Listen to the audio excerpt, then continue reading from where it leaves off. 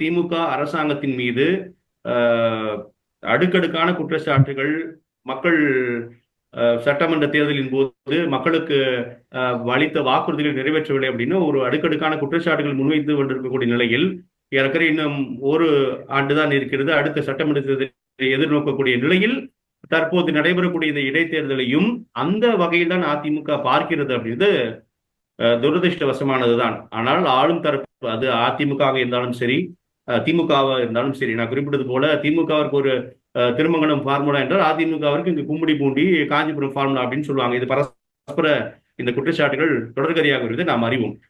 அப்ப அந்த மாதிரியான ஒரு சூழலில் தான் அதிமுக இதை இப்படி ஒரு காரணத்தை முன்வைத்து நடுவுகிறது.